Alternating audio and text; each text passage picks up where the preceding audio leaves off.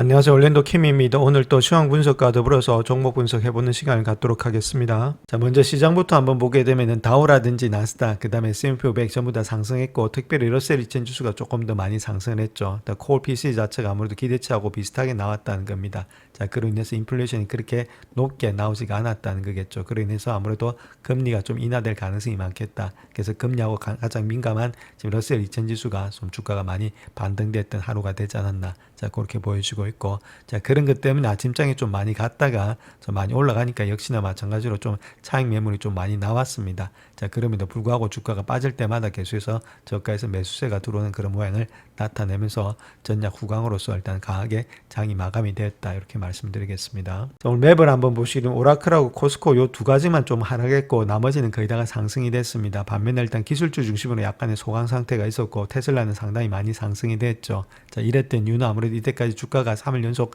하락했던데 그에 따른 지금 반발 매수세가 좀 많이 들어오고 있는 그런 입장에 있습니다. 그래서 전체적으로 시장 자체가 함께 가고 있다는 게 좀 많이 내려왔는 것들 갖다가 매수세가 계속해서 들어오고 있다. 자, 그렇게 우리가 보실 수가 있겠습니다. 콜 PC 발표가 있었죠. 자, 아무래도 PC 발표가 있었는데 그게 보시게 되면 뭐 크게 일단 변한 건 없습니다. 예측치하고 똑같이 나왔다. 이렇게 보시면 되겠고, 그로 인해서 아무래도 금리가 좀 내려가야 되는데 그럼에도 크게 내려가지 않고 약간 소폭 올라가는 모양이 있었다. 이렇게 보시면 되겠고, 개인 소비 지출 이런 것들은 예측보다는 조금은 올라가 있는 상태에 있다. 이렇게 말씀을 드리겠습니다. 자, 그래서 이번에 물가 상승률이 2.9%로 그대로 유지가 됐다는 거죠. 예상대로. 그렇게 됐던 이유는 아무래도 트럼프의 관세 자체로 인해서 소비자 가격에 미치는 전가 효과가 제한적이었다는 점이 지적이 되고 있다는 겁니다. 그래서 많은 경제학들 같은 경우에 있어서는 광범위한 관세 부과가 물가 상승을 가져온다. 자, 그렇게 예상은 했는데 기업들 입장에서 본다는 관세 부과 전에 재고로 축적했다는 것들, 또 비용의 흡수 조치를 병행하면서 물가 상승을 제한해 왔다는 것들, 요것 때문에 지금 물가가 한 2.9% 정도 되고 있는 거지. 자, 그렇지 않으면 더 뛸 수가 있다. 자, 그렇게 보시면 되겠죠. 그래서 상품 가격은 0.1% 상승했고 서비스 가격은 0.3%, 식품 가격은 0.5%, 그다음 에너지라든지 서비스도 0.8% 상승했다. 주택 가격도 0.4%가 상승돼 있는 상태에 대해서 전반적으로 일단 조금씩은 물가가 아직까지는 완전히 잡혔다 보기는 힘든 모양이 있다. 이렇게 말씀드립니다. 자, 그로 인해서 10월에 금리 인하는 일단 있죠. K인데 그 이유가 일단 좀 불확실하다. 자, 이렇게 보시면 되겠죠. 그래서 그 내용에 대해서 한번 살펴보겠습니다. 자, 이번에 콜 PC하고 PC 자체가 아무래도 컨센서스하고 똑같이 나왔기 때문에 크게 문제는 없었다. 자, 이렇게 말하고 있죠. 그래서 10월달에 0.25% 추가 금리 인하하는 것은 좀 기정사실이 아니겠는가. 자, 그렇게 말하고 있죠. 그래서 페드와치도 86%에서 88%로 소폭 상승한 수치가 되고 있다. 자, 그런데 중요한 거는 지난달에 개인소득과 지출 자체가 예상치를 갖다가 상회했기 때문에 향후 금리 인하 전망은 조금은 불투명하지 않겠는가. 이것이 문제가 되겠죠. 그래서 여전히 소유 심리가 강세를 유지하게 된다면 연준이 추가적인 완화 정책을 펼치지 않을 가능성이 있다. 자, 요거가 아무래도 주가를 조금 더 압박하고 있는 그런 요인이 되고 있다. 이렇게 말씀을 드립니다. 자, 그래서 소비자들은 8월뿐만 아니라 6월, 7월에도 지출이 크게 늘어났기 때문에 말 그대로 엄청난 성과를 거두고 있다. 이렇게 말하고 있죠. 그래서 소비 지출이 3분기에도 3%라는 엄청난 증가율을 근접하고 있기 때문에 연준의 추가 금리는 좀 불투명하지 않겠는가. 자, 그렇게 말하고 있죠. 또한 이렇게 높은 인플레이션, 주식시장에 신기록을 세우고 있기 때문에 경제 성장이 이렇게 빠른 속도로 이루어지는 상황에서 중앙은행 경제를 갖다가 활성화하기 위해서 금리를 인하하는 일은 세계 어디에도 흔치가 않다. 자, 그렇게 이야기를 하고 있습니다. 그래서 요거 자체가 아무래도 금리를 갖다가 2번 정도 인하하기는 조금 힘들지 않나. 그런 식으로 받아들이고 있습니다. 자, 그래서 결론적으로 본다면 웰스파고 같은 경우에 있어서도 인플레이션 자체가 크게 일단 상승하면서 의미 있는 수준으로 크게 올라가지는 않을 것으로 보여지고 있다. 자, 그렇게 이야기하고 있죠. 자, 그런 가운데 있기 때문에 주식의 매수 전략이 좀 유리하지 않겠나. 자, 그렇게 말하고 있고, 또 다른 곳에서의 하우스 입장에서 본다면은 연준이 올해 한 2차례 정도 금리를 더 인하할 것이라는 안도감을 안겨주고 있다. 이렇게 말하고 있죠. 이번에 PC가 이렇게 나왔기 때문에. 자, 그 다음 또 다른 데도 마찬가지입니다. 연준이 완전 고용에 접종할 수 있도록, 집중할 수 있도록 연방금리의 정상화를 지속할 수 있는 여력을 제공할 것으로 보여지고 있다. 자, 결론적으로 봐서 지금 아무래도 인플레이션이 그렇게 크게는 올라가지 않고 있기 때문에 한 번 아니면 두 번은 충분히 금리를 갖다 인하할 수가 있다. 자, 이런 식으로 이야기를 하고 있습니다. 그렇다면 아무래도 지금 주가가 떨어질 때는 조금 매수 전략에서 들어가야 되지 않나. 자, 그렇게 결론을 내리고 있습니다. 자, 다음 요 차트 하나 보시게 되면 DPI 돼 있죠. 이건 가처분 소득입니다. 그래서 내가 일단 내 주머니에서 돈이 나가고 나서 얼마만큼 남느냐 그 이야기를 하고 있죠. 자, 그거 자체가 이렇게 가처분 주수익 요거다 이렇게 말씀드릴 수 있겠고, 자, 그다음 아울렛 있죠. 요거 일단 지출입니다. 얼마만큼 내가 썼느냐 그 이야기를 하는 겁니다. 그래서 지금 가처분 소득은 저번하고 비슷한데 요번에 일단은 지금 지출 자체가 좀 더 많이 나갔죠. 저번 달보다도. 자, 그런 가운데 이 때문에 지출이 계속해서 늘어나고 있다. 자, 반면에 요거는 일단 세이빙, 요건 저축입니다. 저축은 좀 줄어들고 있죠. 그래서 저축은 줄어들고 있고 소득은 별로 늘어나진 않는데 계속 쓰고 있다는 겁니다. 자, 그런 가운데 이때 소비가 좀 줄어들지 않고 있다. 이렇게 우리가 보실 수 있습니다. 자, 그렇다면 얼마만큼 썼고 어디다가 썼느냐 그거 한번 봐야 되겠죠. 그래서 요거 일단 회색은 서비스고 요 빨간 거는 일단 상품 쪽입니다. 그래서 트랜스포테이션, 운송이라든지 아니면 푸드 서비스 이런 거 있죠. 여기다가 서비스 쪽에 많이 썼다는 겁니다. 그다음 상품이라든지 레크레이션 요것도 뭐 크게 필요 없는 거죠. 필수 소비는 아니죠. 그 다음에 파이낸셜 서비스라든지 이런 것들, 레크레이션, 역시나 아무래도 이런 것들이 많이 쓰고 있는 것은 부유층 중심으로 지금 소비가 지금 형성되고 있는 거 아니겠는가. 자, 그렇게 우리가 볼 수 있습니다. 자, 그 다음 또 경제지표 조금 더 보시게 되면 미시간이 1년 동안에 인플레이션 기대지수 있죠. 요거 4.8이었는데 4.7로서 저번하고 조금 일단 내려가는 모양이 있습니다. 그래서 기대지수가 아무래도 조금은 내려가고 있다. 1년 5년치 전부 다. 자, 그렇게 보여지고 있고, 그 다음에 소비자의 기대지수 있죠. 미시간 소비자 기대지수는 조금 더 내려가고 있다. 뭐 크게 변동은 없는데, 자, 그 다음 마찬가지로 일단은 심리지수 역시도 55.4에서 55.1로서 심리지수는 조금 더 내려가고 있다. 그 다음 GDP 나우로 본다면 3.3에서 3.9까지 좀 많이 올라가 있는 상태에 있다. 자, 그렇다면 경제가 그렇게 나쁘진 않다. 이렇게 말씀을 드립니다. 자, 다음 골드만삭스에서 이야기하고 있는 달러에 대해서 이야기하고 있는데, 대체제는 없지만은 가치는 계속해서 하락할 거다 그 이야기를 하고 있죠. 그 이유를 본다면은 국제 금융 시스템에서 미국의 달러를 갖다가 대체할 수 있는 수단은 없다. 자, 그럼에도 불구하고 경제의 실적이 회복되면서 달러 가치는 여전히 하락할 것으로 예측이 되고 있다. 이렇게 말하고 있죠. 그래서 달러 가치가 교환 수단 아니면 가치 저장소에서 역할을 훨씬 더 빠르게 변화할 수 있다. 이렇게 말하고 있는데, 특별히 거시경제 정책이라든지 정치적 변화가 결합되면서 대규모의 경상수지 있죠. 적자 이런 것들을 메우기 위해서 해지되지 않은 자본의 흐름을 유치하기가 어려워졌다. 이렇게 말하고 있는데, 자, 말이 어려운데 계속해서 재정 적자를 메우기 위해서는 계속 국채를 발행해야 된다는 겁니다. 자, 그런데 사줄 사람이 없다는 거겠죠. 자, 그러면서 달러 가치가 계속해서 하락할 수밖에 없는 그런 입장이 있다. 이렇게 말하고 있고, 그래서 요 그래프를 보시게 되면은 요거 자체 있죠. 2024년도에 지금 이제 실제치가 요 그래프였는데 미국에서 어느 정도 많이 올라왔는데, 자, 그 다음에 일단 폴캐스트 예측이라든지 추정치 자체는 계속해서 내려가고 있죠. 자, 그런 가운데 이 때문에 달러 가치는 계속해서 내려갈 것으로 보여지고 있다. 그 다음 인디아, 차이나, 자, 세계, 그 다음에 미국, 그 다음 UK라든지 유로 이런 식으로 형성이 되고 있다. 자, 이렇게 밝히고 있습니다. 자, 현재 미국 시장을 한번 볼 것 같으면 GDP 지표는 양호한데 노동시장이 좀 부진하죠. 자, 그로 인해서 경제학자들이 어떻게 일단 해석하고 있는지, 자, 거기에 대해서 한번 알아볼 건데, 특별히 리치먼드의 연준의 총재 자체가 이야기하고 있는 자체는 경기 침체는 피할 수 있다. 자, 이런 식으로 이야기를 먼저 하고 있습니다. 자, 그래서 리치먼드 연준의 총재가 이야기하고 있는 내용은 노동시장에 대해서 낙관적이다. 노동시장이 붕괴되지는 않을 것이다. 그 이야기를 하고 있는데, 자, 그 이유를 한번 보게 되면 노동 수요가 감소되고 있죠. 수요도 감소되고 있는데 이민 감소, 그 다음 노령 근로자의 은퇴 급종으로 인해서 노동력도 공급도 같이 감소되고 있다는 겁니다. 수요도 감소되고 있고 공급도 같이 감소되고 있다는 거죠. 그래서 실업률 증가가 상대적으로는 제한적일 것이다. 그 이야기를 하고 있습니다. 그래서 실업률이 1월에 4%에서 8월에 4.3%로 해서 거의 4년 만에 최고치를 기록했다는 거죠. 그래서 실업률이 너무 크게 상승하게 되면은 소비자들이 일자리를 잃을까 봐서 소비를 중단하기 때문에 경기 침체로 이어지는데, 지금 현재는 아무래도 이렇게 수요도 감소되고 있고 같이 노동 공급도 감소되고 있기 때문에 그럴 가능성이 없다는 겁니다. 그래서 경기 침체 가능성이 낮아지고 있다. 그래서 향후 12개월 동안의 경기 침체 가능성이 20%로 낮춰지고 있다. 매우 낮은 수치라는 거죠. 그래서 보통 경제학자들의 입장에서 이야기하는 것이 경기 침체 가능성을 한 15% 정도로 보고 있는데, 평상시보다는 약간은 높지만 그렇게 우려할 상황은 아니다. 자, 그렇다면 향후 1년 동안의 주가는 또 상승할 수 있다는 근거가 이런 데서도 나올 수가 있다. 이렇게 말씀을 드립니다. 자, 그 다음 또 두 번째로 봐야 될 것이 관세 인상으로 인해서 인플레이션이 다시 높아지는 그런 악순환은 시작되지 않을 것이다. 약간은 높지만은 계속해서 악순환은 안 된다. 그 이야기를 하고 있는데, 자, 그 이유를 본다면 공급업체가 관세라든지 기타 요소로 인해서 발생되는 비용의 압박은 있다. 자, 그럼에도 불구하고 고객들의 반발이 많다는 거겠죠. 그래서 인플레이션이 완화될 가능성이 높다. 이렇게 말하고 있습니다. 그래서 소비자들이 이미 지쳐 있고 더 높은 가격을 받아들이지 않을 것이다. 자, 그로 인해서 고객들이 더 저렴한 대안으로 이동하거나 지출을 중단할 것이기 때문에 아무래도 이렇게 크게 일단은 지금 아무래도 인플레이션이 나타나지는 않을 것이다. 자, 그렇게 이야기하고 있죠.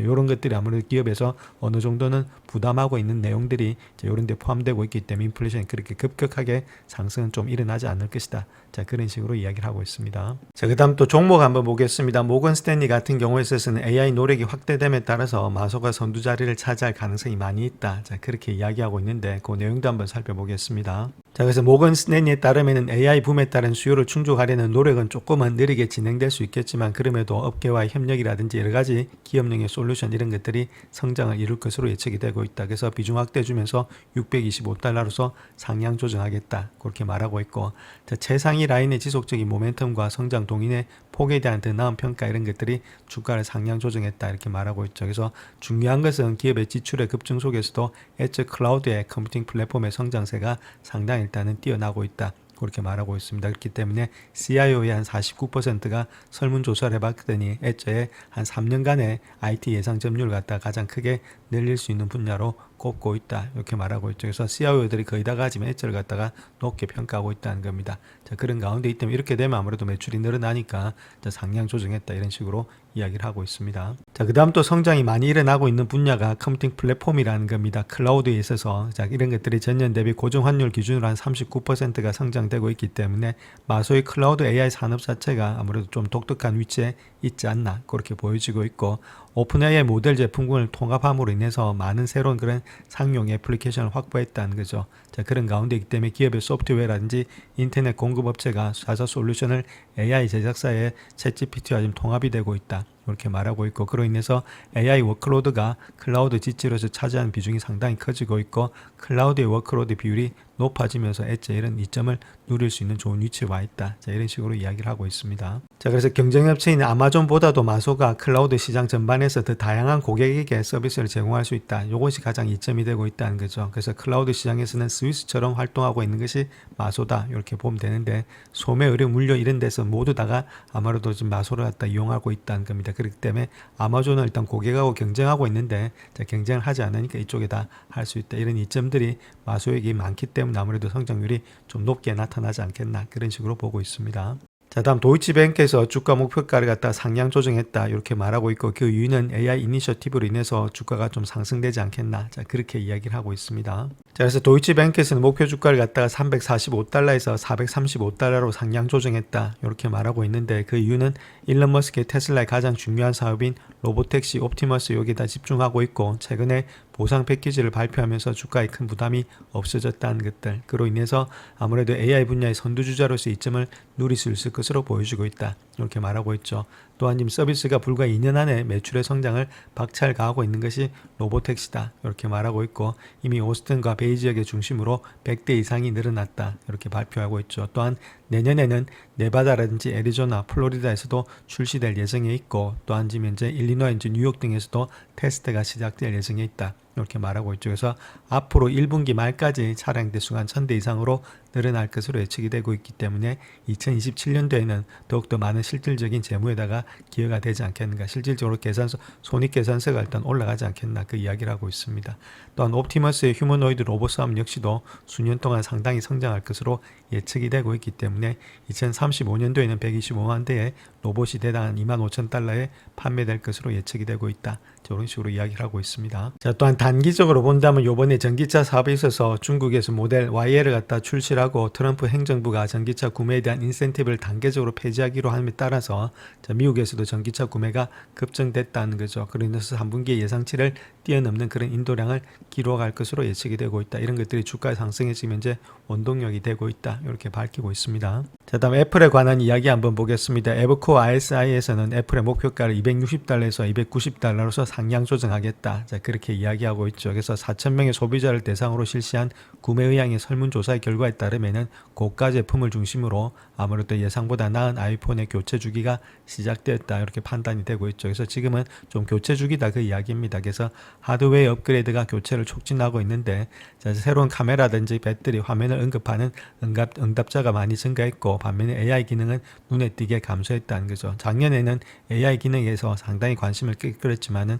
결국 실망했던 것과 달리 이번에는 내구성을 확보할 수 있는 그런 중요한 차이점이 되고 있다. 자, 지금 AI에 대해서 애플에 대해서 크게 관심이 없다는 겁니다. 고객들도 알고 있기 때문에 자, 그런 것들이 아무래도 조금의 상향 조정의 그런 시나리오가 되고 있지 않나. 자, 그렇게 보여진다는 거죠. 자, 또한 고객들 입장에서는 아이폰 17 프로라든지 프로 맥스 이런 것들이 고객에게 꾸준히 호응을 받으면서 응답자의 56%가 두 가지 버전 중에 하나를 구매할 계획에 있는데 그 이유는 높은 메모리 구성 때문이다. 그래서 지금 2TB의 프로 맥스를 갖다가 추가함에 따라서 평균의 판매 가격이 상당히 한 7%는 상승할 것으로 보여지고 있다. 자, 그런 가운데 이때 비싼 거 사니까 자, 아무래도 이익은 좀 많이 늘어나겠죠. 자, 그럼에도 불구하고 AL의 수요 추세는 상당히 부진하다 이렇게 말하고 있습니다. 그래서 응답자의 9%만이 구매를 계획하고 있고 자, 이런 것들은 아무래도 상당히 추세가 단종된 플러스보다도 훨씬 더 낮게 형성이 되고 있다 이렇게 말하고 있죠. 그래서 지금에 일단은 가장 크게 애플을 사용하는 이유는 메모리 때문에 큰 것을 사용하고 있다 이렇게 보시면 되겠습니다. 자, 그 다음 또 한 가지 중요한 모습 중에 있었던 것은 애플페이 덕분에 서비스 부분에 주목할 만한 강세가 되고 있다 이렇게 말하고 있는데 5개 서비스 중에서 4개 부분에서 상승세를 보이고 있는 것이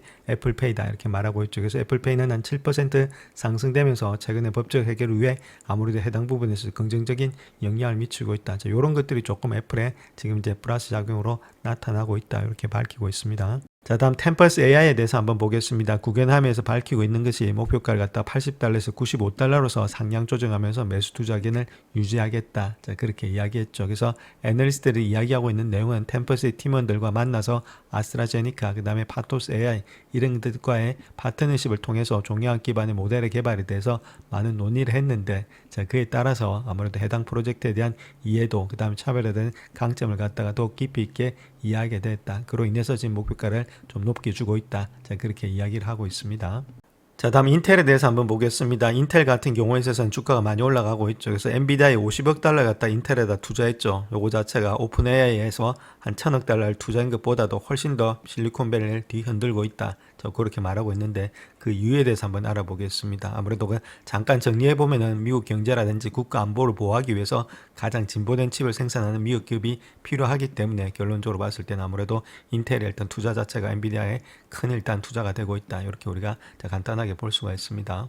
자, 엔비디아와 인텔의 거래를 한번 보시게 되면 엔비디아는 여기서 일단 AI 개발과 방향을 맡았다 이렇게 말하고 있죠. 특별히 여기서 보면 어려움을 겪고 있는 인텔 업체에다가 한 4% 정도 50억 달러 규모의 투자 자체는 단순한 금융 거래를 뛰어넘고 있다는 겁니다. 인텔에게는 생명줄이고 엔비디아에겐 계산된 권력의 다툼이 되지 않겠나. 자, 그렇게 볼 수가 있는데 자, 아무래도 이렇게 엔비디아와 인텔 거래를 본다면 마소하고 거래가 비슷하다 이렇게 보시면 됩니다. 마소 같은 경우에는 당시에 어려움을 겪고 있던 애플에게다가 1억 5천만 달러를 투자를 했죠. 자, 그로 인해서 1997년도에 미국 기업들의 위대한 희생을 통해서 개인용의 컴퓨터 산업이 강화가 되었다는 겁니다. 엔비디아 역시도 이번에 단번에 인공지능의 미래를 주도하고 있다는 그런 분명한 메시지를 이런 걸 통해서 좀 나타내고 있다 이렇게 보시면 됩니다. 자, 그 다음 또 인텔에서는 다 든든한 배후가 있죠. 미국 정부가 계속해서 지원한다는 겁니다. 그래서 인텔에게 있어서는 이보다 더 전략적일 수 없는 타이밍이 되고 있다. 즉 중국의 엔비디아의 고급 칩의 금지 조치로 인해서 공급망의 압박, 그 다음 지정학적인 긴장이 조성되는 가운데 이번 제휴를 통해서 글로벌 AI 경쟁에서 어느 정도 양사 입지를 갖다가 강화할 수가 있다 이렇게 말씀드릴 수 있겠고, 자, 다각화된 제조 역량을 확보하고 아시아 파운드리에 대한 장기적인 의존도를 좀 줄일 수 있지 않겠는가. 물론 인텔이 잘 돼야 그런데 아무리 이런 것들에 지금 이제 가치가 어느 정도 반영이 되고 있다 이렇게 보시면 되겠죠. 그래서 인텔은 파운드리 운영을 활성화하는 데 필요한 검증이라든지 이런 자원을 확보할 수 있을 것으로 보여지고 있다 이렇게 말하고 있죠. 그래서 지금 현재 모습 속에서는 미국 정부가 인텔의 지분 10%를 인수하고 신임 투표까지 더해지면서 인텔은 미국의 반도체 르네상스의 초석으로서 자기를 매김하고 있다 이렇게 밝히고 있습니다. 그렇기 때문에 중요한 것은 미국의 경제라든지 국가 안보를 지키기 위해서 미국 땅에서 최첨단 칩을 생산한 미국 기업이 필요하기 때문에 트럼프가 나서서 어쩔 수 없이 밀어주고 있다 이렇게 우리가 보시면 되겠습니다. 자, 그래서 현재 미국과 중국의 긴장이라든지 공격적인 리쇼닝의 이니셔티브라든지 상당한 정부 투자, 국내 칩의 생산에 대한 수요 증가 이런 것들로 인해서 트럼프 행정부의 AI의 제조지에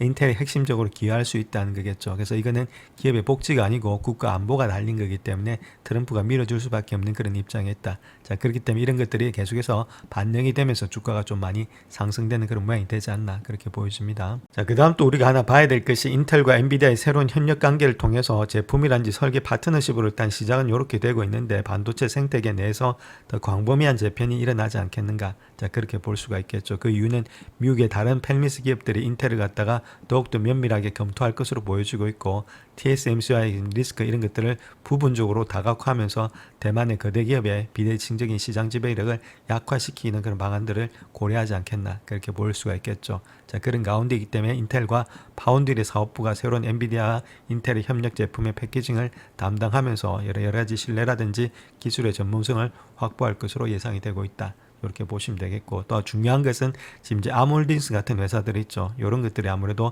지금 현재 모습에서 칩에 대한 복잡성이 더욱더 한층 더 높아질 것으로 보여지고 있다. 여러 가지 엔비디아라든지 파트너 이런 경쟁사에 대한 많은 의문이 있는데 첫 번째가 아몰딩스, 두 번째가 아무래도 AMD가 되지 않겠는가 그렇게 보여질 수가 있습니다.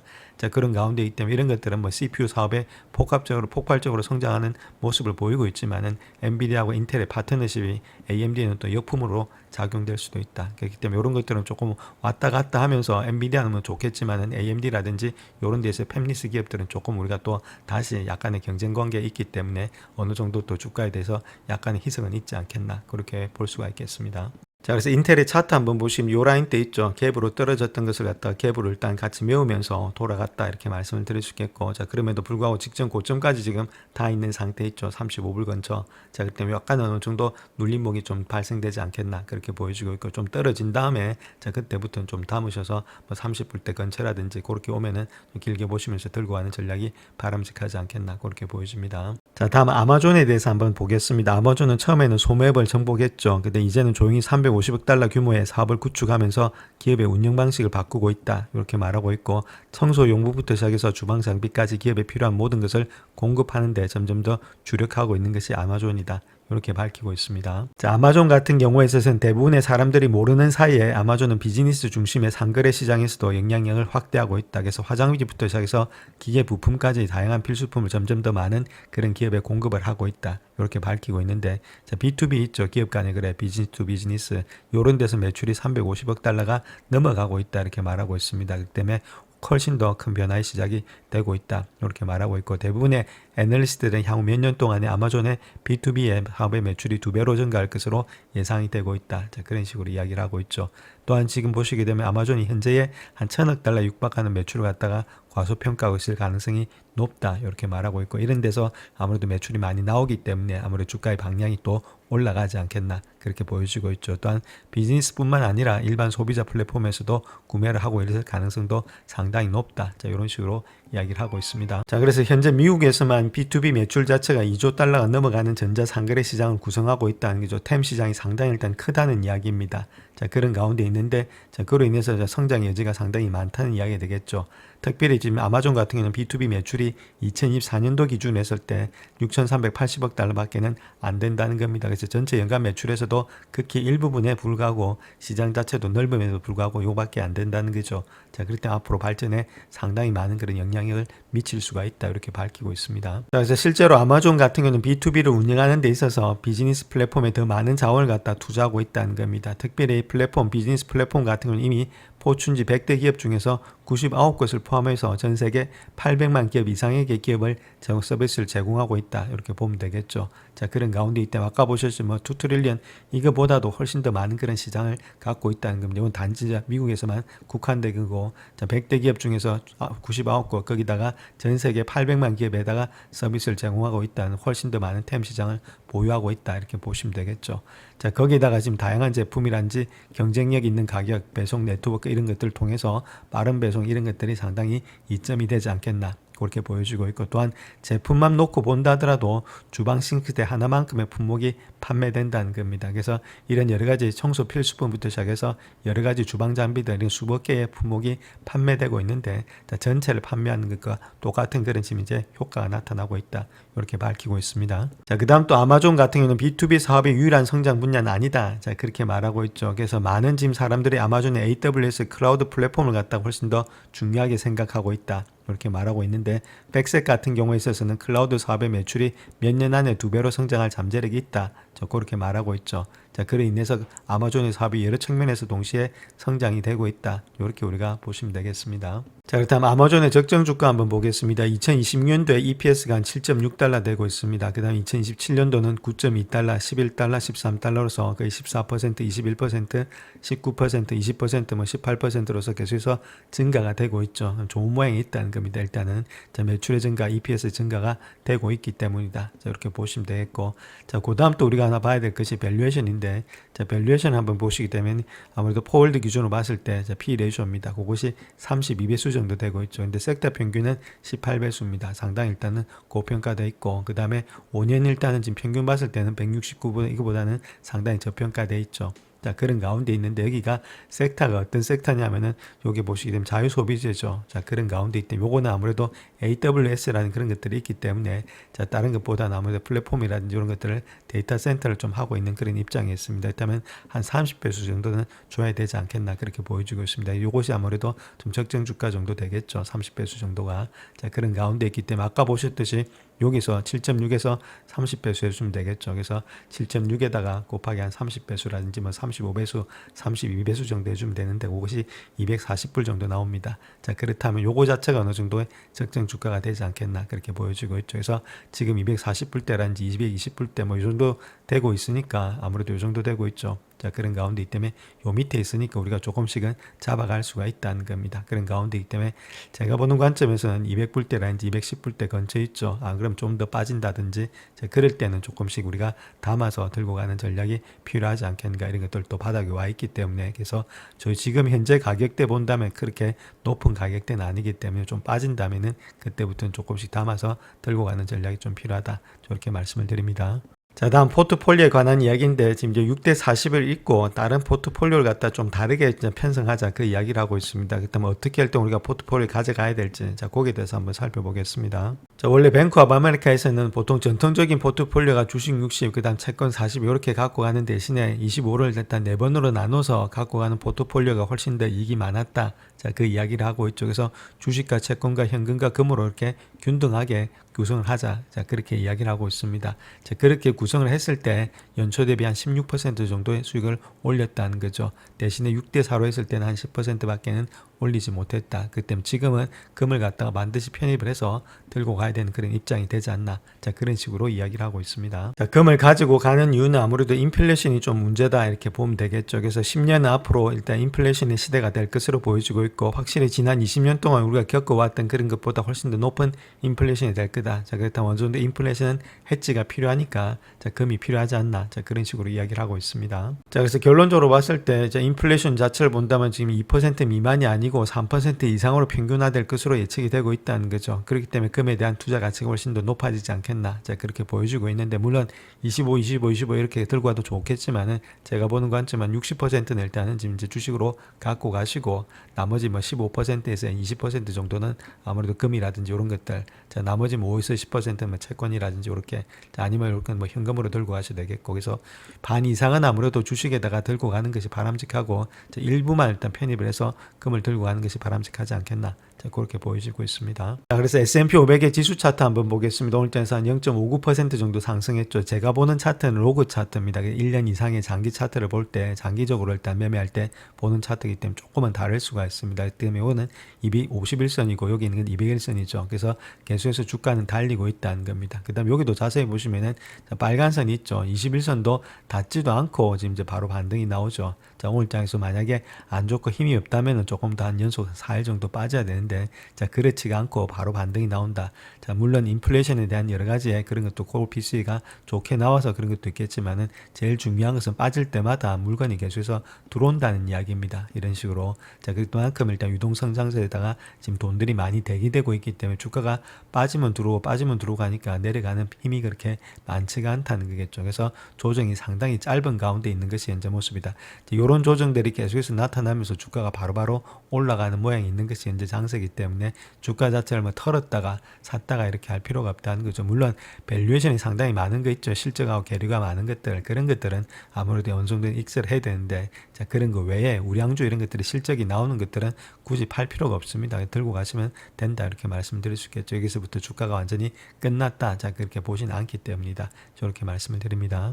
자, 그래서 다우지수 역시도 조금 상승되고 있고, 나스닥이란지 나스닥배 이런 것도 있죠. 거의 다가 일단 상승되는 모양이 있죠. 자, 이렇게 일단 힘이 강하다는 겁니다. 즉 말해서 51선도 내려오지 않고 21선에서 바로 맞고 올라간다는 것 자체가 힘이 강하니까 좀 꺾이는 폭이 적다는 거겠죠. 자, 러셀도 일단 어느 정도 내려왔다가 다시금 21선에 올라타는 모양이 있다. 힘이 상당히 강하고, 이런 것들도 밑에 있으니까 아무래도 주가의 상승은 조금 더 많이 일어날 수가 있다. 이렇게 말씀을 드릴 수 있겠습니다. 자, 다음 금리 한번 보겠습니다. 2년물에 0.44% 하락되고 있죠. 2년물이 하락되는 이유는 다른 것보다는 아무래도 금리가 좀 2년물에 지금 단기물에 많은 영향을 받고 있죠. 그 요번에 PC가 이렇게 좋게 나오니까 아무래도 금리가 인하될 것이다. 그렇게 하니까 2년물은 일단은 지금 이제 반응이 오는데, 아무래도 10년물하고 지금 이제 30년물은 거의 반응이 안 오고 있습니다. 그대로 일단은 한 0.1% 정도 상승이 되고 있다.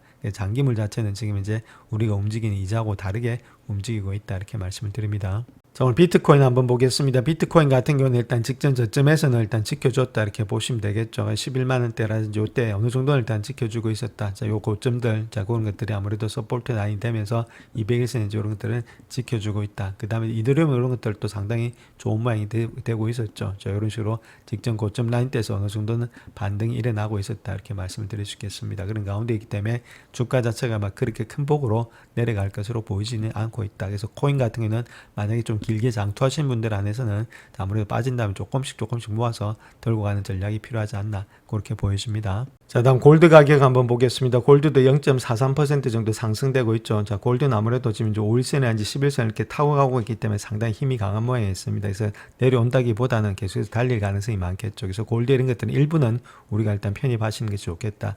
이렇게 보시면 되겠고, 자, 달러 지수는 오늘 장에서 조금만 하락되고 있습니다. 많이 올라왔기 때문에. 자, 그 다음에 일단 이런 것들도 지금 이제 99라든지 이런 것들이 마지노선이 되고 있기 때문에 주가가 바로 올라가기는 좀 힘든 모양이 되지 않겠나. 자, 그렇게 보여지고 있죠. 그래서 99라든지 98 라인에서 97 여기서 왔다 갔다 하는 그런 장세가 되고 있다. 이렇게 말씀을 드립니다. 영상을 끝까지 시청해 주셔서 감사합니다. 영상이 도움이 되셨다면 구독과 좋아요 부탁드립니다. 감사합니다.